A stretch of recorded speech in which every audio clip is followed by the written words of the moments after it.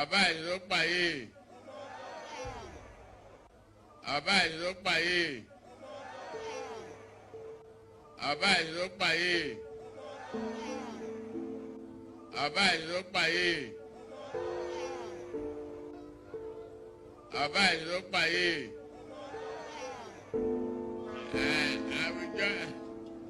I will join hands with Oba to claim restitution.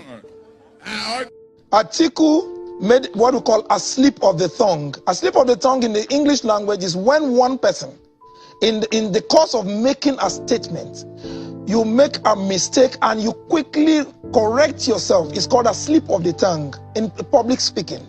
But in their own case, what is persistent, when it is persistent, it is habitual, it is perennial, you call it, and there is a disconnect between the brain, the mouth, the jaw, and the lips. It is an ailment, and it needs a therapy, and that is called dysenteria.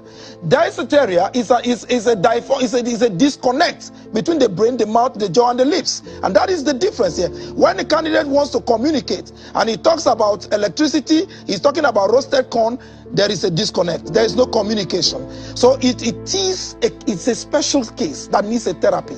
I'm a speech pathologist, professional one, and I've offered them my service for free. Bring your candidate to me, let me assist him. The only problem is that I may not be able to remedy the situation until the election is over. So how do you expect for them? What do you expect them to say? I mean, somebody comes on air with all these myriads of evidence. They have no modicum of shame. These are the type of people who are asking for Nigerians to vote for them. Just that one did not know that the desperation of Tinubu and this is media jesters will take this issue that is so frivolous, that is so untrue, that is so unfounded to this level of mediocrity. I'm so surprised to see a minister of the Federal Republic of Nigeria, Festus Keyamo, and his other jesters behaving in a very myopic, porous, parochial, and intellectually stagnant manner.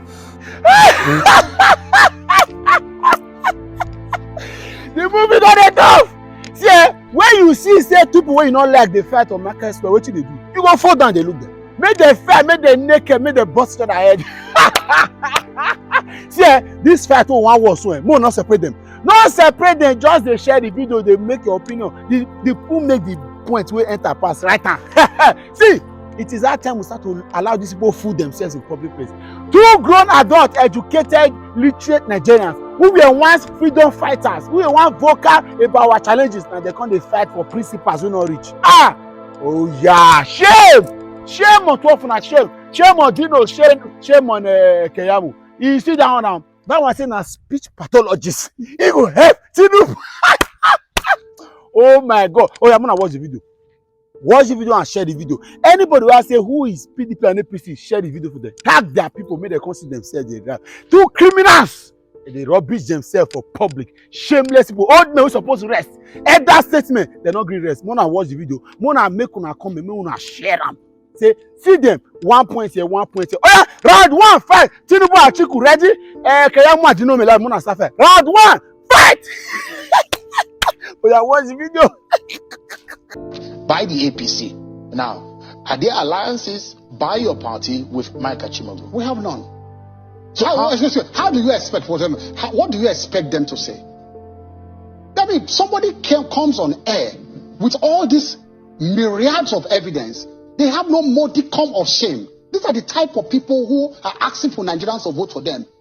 No modicum of shame at all. No iota of shame. This is response of the PDP, and they're saying, having been suffocated in the campaign space and looking for a shortcut to a far-fetched and improbable electoral success, the media gang of Ahmed Bola Tinubu, in pitiable agony, struggle to clutch to a straw by placing their hope in an empty vessel, who is capitalizing on the desperation of the Tinubu and his dreamers to sell fairy tales for a fortune. Well, we will know whether there is fairy tale when we get to court. That one did not know that the desperation of Tinubu and this is media jesters will take this issue that is so frivolous, that is so untrue, that is so unfounded, to this level of mediocrity.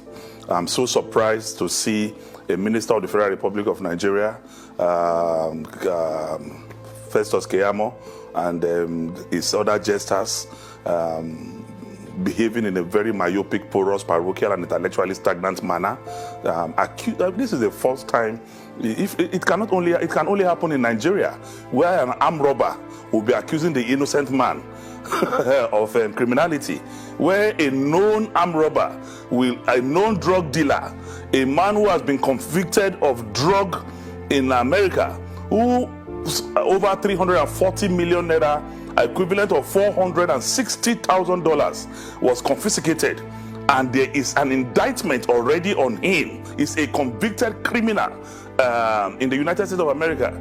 We call for the prosecution of an innocent Nigerian. In fact, one of the most investigated Nigerians, Alhaji Atiku Abubakar, who has come out very clean. He has never in life been prosecuted for any criminality. He has never faced ICPC, EFCC, or code of conduct. But Tinubu, in his own case, was in the code of conduct for perjury. He was tried for perjury.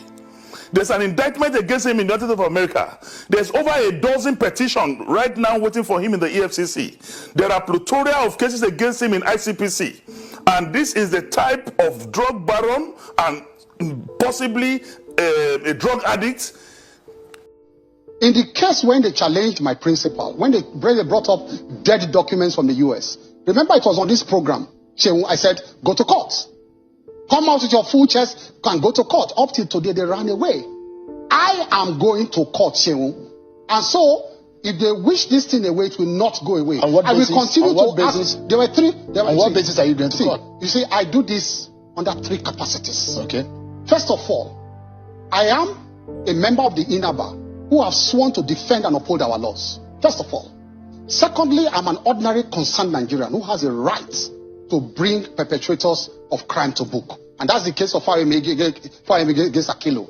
That the Supreme Court established that principle. And thirdly, even before I was appointed minister, I was an active prosecutor for the EFCC for more than 15 years. And so I have a duty to help them to also follow up on whistleblowers.